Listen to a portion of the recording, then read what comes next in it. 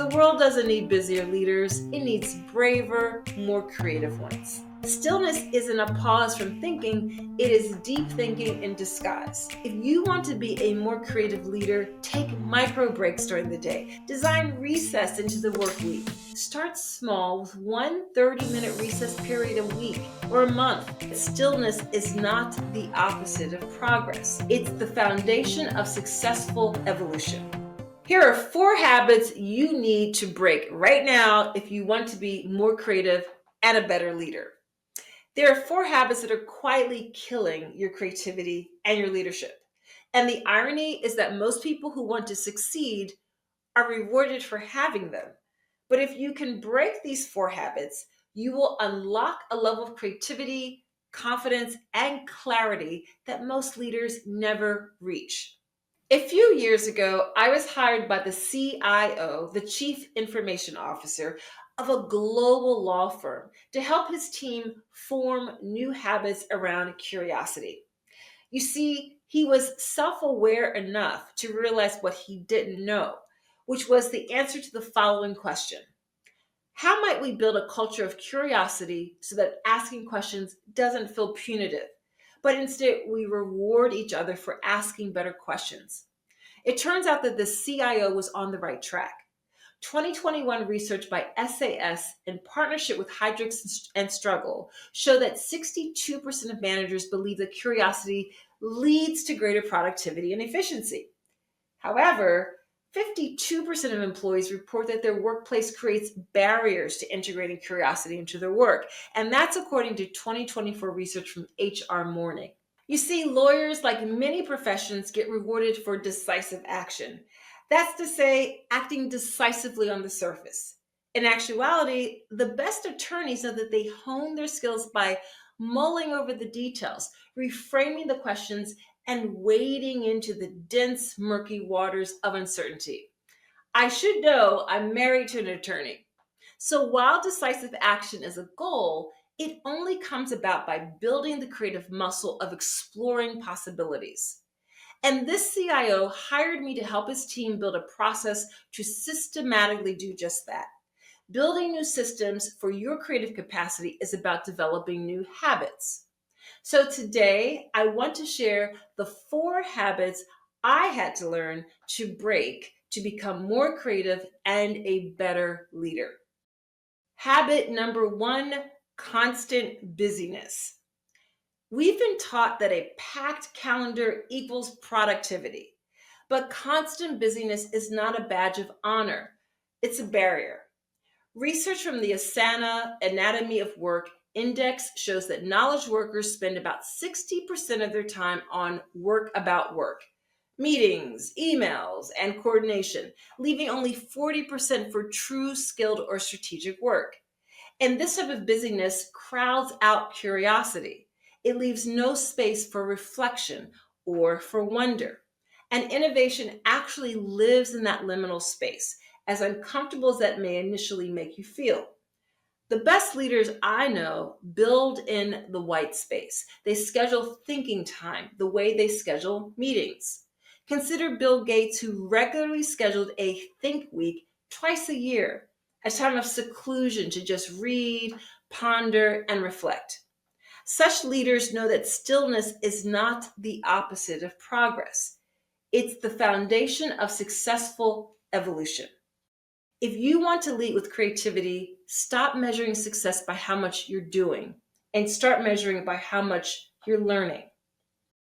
Habit number 2: thinking only with your head. Most of us try to solve every problem from the neck up, but the body is an incredible creative tool, and the head is an integral part of the body, not separate from it. In fact, walking boosts creative output by an average of 60% compared to sitting, and that's from a 2014 Stanford University study. Movement changes how we think. It releases stress, it increases oxygen to the brain, and it unlocks insight. Moving the body is the fastest way to clear the mind. It literally oxygenates creativity. Did you know that just 20 minutes of moderate physical activity increases cerebral blood flow and oxygenation, improving attention and executive function. When we move, our ideas move. You've probably had great ideas in the shower, on a walk, or while cooking, and that's not a coincidence. That's your body thinking. Movement creates momentum physically and mentally. So before your next big decision or brainstorm, move first. Take a walk, stretch, dance. Your body is your first creative instrument. Habit number 3, equating rest with laziness. This one took me the longest to learn. We live in a culture that glorifies exhaustion. We have a busyness addiction. We say we value innovation, but we reward burnout. Rest is not laziness, it is a performance strategy. And rest is integral to your best work. When you rest, your brain's default mode network lights up. That's the system responsible for firing up neural synapses that connect ideas and form insights.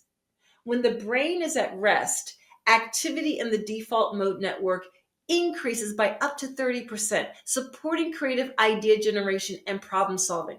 The brain literally connects more dots when it's off duty. Stillness isn't a pause from thinking, it is deep thinking in disguise.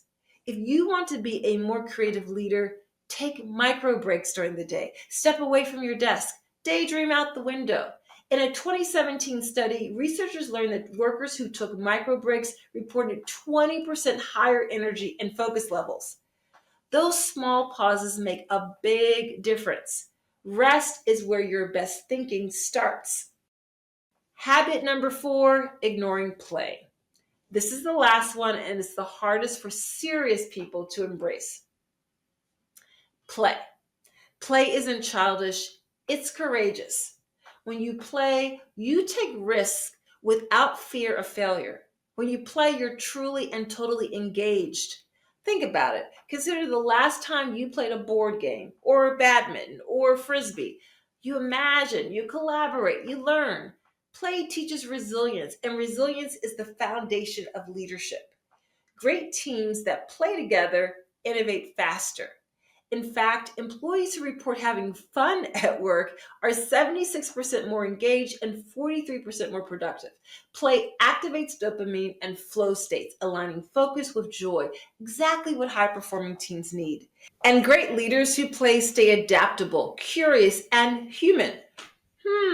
Don't those words, innovate, adapt, curious, collaborate, describe the attributes we want in our managers, our teammates, and our bosses? Play is not the opposite of work. It is the oxygen for innovation. When we play, our brains open and our defenses drop, and our ideas start to dance. So the next time you're stuck, do something playful. Doodle, sketch, dance, prototype, laugh with your team, design recess into the work week. Start small with one 30-minute recess period a week or a month. Play brings joy back into the creative process, and joy is what makes your ideas magnetic. If you want to be more creative and a better leader, break these 4 habits. Shift away from constant busyness to enjoying the white space. Move away from thinking only with your head to thinking with your body. Stop equating rest with laziness and start scheduling 90-second daydream breaks. Don't ignore play. Bring back recess and watch your leadership skills soar. Replace the bad habits with space, movement, recovery, and curiosity. Because the most creative leaders are not the ones doing more, they're the ones doing differently. If you're ready to start building your creative capacity, I've made something to help you. It's called Motor Bingo, and it's a free interactive tool that helps you practice movement, thought, and rest in small, meaningful ways throughout your day. You'll also get a free chapter from my book, Move, Think, Rest, to help you unlock your own creative rhythm. Just scan the QR code on the screen Or click the first link in the description below and start building your creative advantage today and start leading with more imagination, more purpose, and more creativity. Because the world doesn't need busier leaders, it needs braver, more creative ones.